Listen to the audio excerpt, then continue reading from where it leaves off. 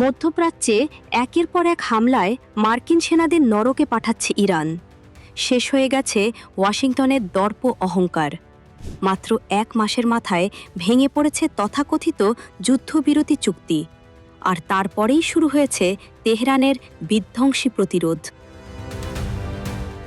সর্বশেষ খবর অনুযায়ী উত্তর ইরাকে ভূপাতিত একটি ইরানি অবিস্ফোরিত ড্রোন নিষ্ক্রিয় করতে গিয়ে প্রাণ হারিয়েছে আরও এক মার্কিন সেনা। গুরুতর আহত হয়েছে আরেকজন।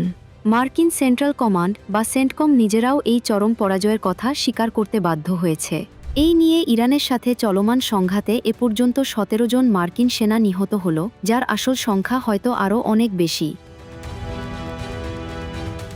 মার্কিনীদের জন্য আঘাতের পর আঘাত অপেক্ষা করছে। মাত্র একদিন আগেই জর্ডানের একটি সুরক্ষিত মার্কিন ঘাঁটিতে ইরানের ভয়াবহ হামলায় আরও 2 মার্কিন সেনা খতম হয় এবং একজন এখনও নিখোঁজ রয়েছে। সেন্টকম জানিয়েছে, ঘটনাস্থল থেকে অজ্ঞাতপরিচয় দেহাবশেষ উদ্ধার করা হয়েছে, যা শনাক্ত করার পরীক্ষা চলছে। ওয়াশিংটন বুঝতে পারছে, মধ্যপ্রাচ্যের মাটিতে পা রাখা প্রতীকী মার্কিন সৈন্য এখন চরম ঝুঁকিতে। এই সংঘাতের মূল কেন্দ্রবিন্দু এখন কৌশলগতভাবে অত্যন্ত গুরুত্বপূর্ণ হরমুজ প্রণালী। মার্কিন প্রশাসন যখন ইরানের ওপর আবারও অবৈধ অর্থনৈতিক অবরোধের দুঃসাহস দেখিয়েছে, তেহরান তখন পাল্টা জবাবে হরমুজ প্রণালী বন্ধ ঘোষণা করেছে। ইরানের রেভলিউশনারি গার্ড বা আইআরজিসি স্পষ্ট হুঁশিয়ারি দিয়ে বলেছে, যারা ইরানের লাল রেখা অতিক্রম করবে এবং আমেরিকার উস্কানিতে এই অনিরাপদ রুট ব্যবহার করবে, তাদের পরিণতি হবে নিশ্চিত ধ্বংস।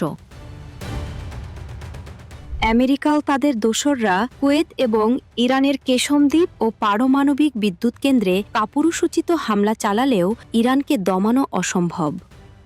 খোদ জাতিসংঘের পারমাণবিক সংস্থা জানিয়েছে, ইরানের এই প্রাথমিক পর্যায়ের কেন্দ্রে কোনো পারমাণবিক উপাদান ছিল না। এদিকে আমেরিকার প্যাপেট রাষ্ট্র জর্ডান এবং ইসরায়েল ইরানের ক্ষেপণাস্ত্র ঠেকাতে মরিয়া চেষ্টা করছে। ইসরায়েলের এইলাত শহরে আকাশ থেকে ক্ষেপণাস্ত্রের ধ্বংসাবশেষ ভেঙে পড়ার দৃশ্যই প্রমাণ করে প্রতিরোধ কতটা তীব্র। মার্কিনীদের অন্ধ সমর্থক বাহরাইন, কুয়েত, সৌদি আরবসহ জিসিসি জোট এখন তেহরানের এই শক্ত অবস্থানে ভয় কাঁপছে। মার্কিন মদতপুষ্ট কুয়েতের বিদ্যুৎ ও পানি কেন্দ্রে আবারও আঘাত এসেছে। ইরান স্পষ্ট করে দিয়েছে, মধ্যপ্রাচ্যের সম্পদ লুটের দিন শেষ।